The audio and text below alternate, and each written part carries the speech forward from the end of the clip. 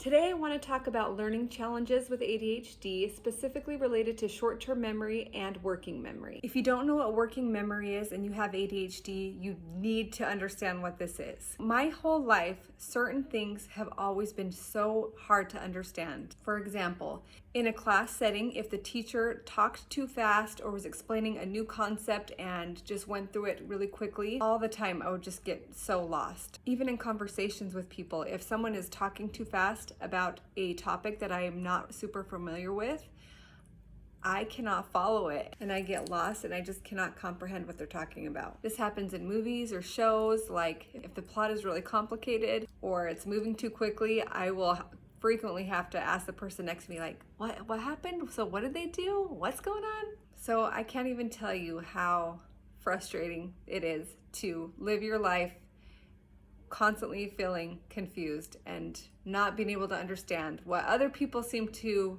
just pick up so easily and they can understand instantly. But for you, a lot of it just goes over your head. Not only does it cause you to feel bad about yourself, but if other people recognize it, then they may look at you like you're stupid. It's really embarrassing and you definitely don't feel very smart. All throughout my education experience, throughout grade school, junior high, high school, and college, I never felt as smart as my peers. I always felt inadequate, like I didn't belong with the smart kids. And yet, the thing was, I actually got really good grades in all my schooling. I always made the honor roll, and in some cases, like in college, I was at the top of my class in some of the hardest classes. So there was always this puzzle piece missing in my life.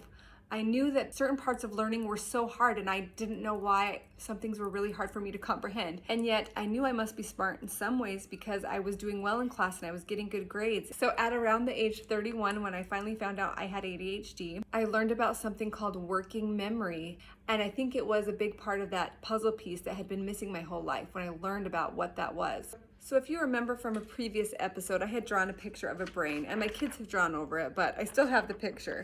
And right here is the frontal lobe, and that's where our working memory takes place. And remember, this is where our brain is deficient in ADHD people. So our working memory and short-term memory is impaired. So here's what working memory is. It's basically a sticky note of your brain.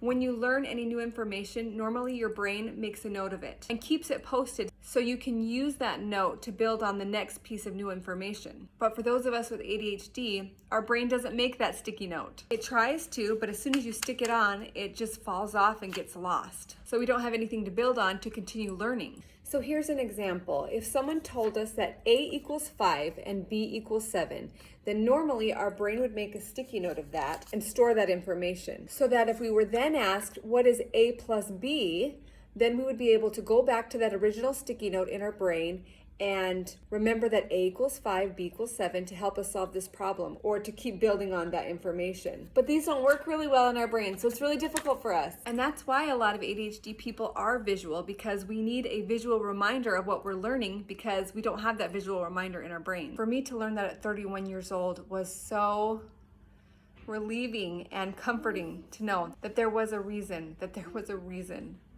that learning was so difficult. Here's the other thing about learning things with ADHD. I don't know if everyone else is like this, but for many of us, including myself, even with visual cues, learning can be difficult because our short-term memory is also impaired. So we may learn something really well, but then if we aren't reviewing it very regularly, we're going to forget it. So the memory issue makes learning hard for both working memory and short-term memory. And then there's also the fact that as we're learning something in a class setting or a work setting, our mind is going to be inadvertently derailed constantly as we're trying to pay attention. So we'll be listening to a lecture and our mind just takes us to a completely different place. This is not in our control. Thoughts just come in and literally take our mind somewhere else. Once we've realized that we aren't paying attention, we'll snap back into it and pay attention again, but at that point, we may be lost or not know what the teacher's talking about anymore. And we'll need it to be repeated or the teacher to go back. But a lot of times we're so embarrassed that we're lost or confused that we don't want to raise our hand and ask the teacher to repeat themselves.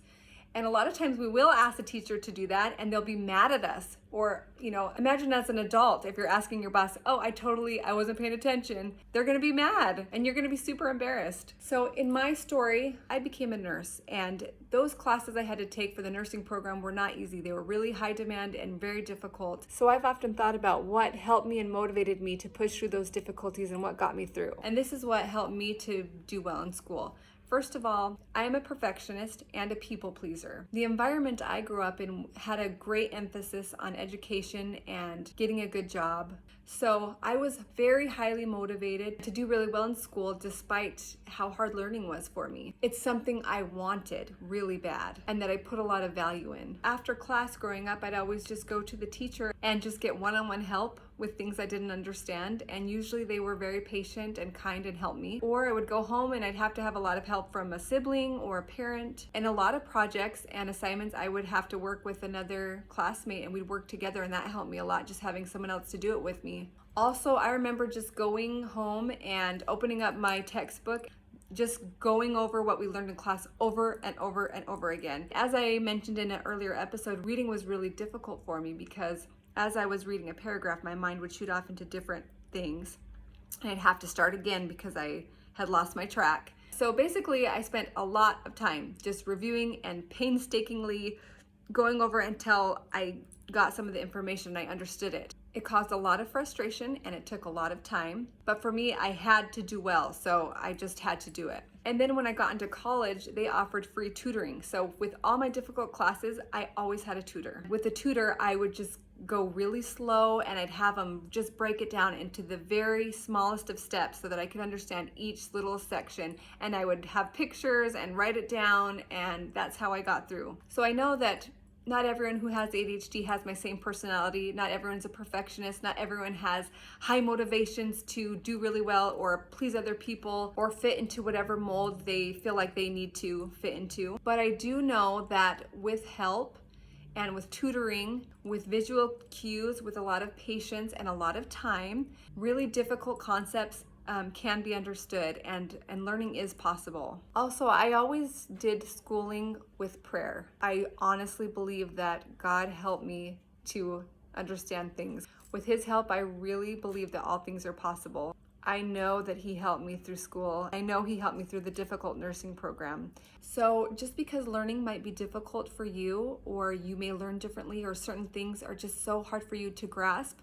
please don't ever think that you are not smart. ADHD doesn't impact our intelligence. And for others who learn normally, who seem to pick up things quickly, if you work with someone or if you know someone in your class who may learn differently than you, or you can tell that learning certain things is a little bit harder for them, please don't be rude. Please be patient with them. Please don't be condescending, because it's so frustrating for us when we just don't get things when we know we should. It's incredibly frustrating, and we need to be patient with ourselves and kind to ourselves and know that we are worthy and we are smart and we are capable of so many amazing things. Of all the struggles that come with ADHD, feeling like you can't comprehend things or remember things, for me, is definitely one of the most difficult parts about it. And there have been so many times in my life where I felt so inadequate and just discouraged and down on myself. But something that has always gotten me through is knowing that I'm still valued by God.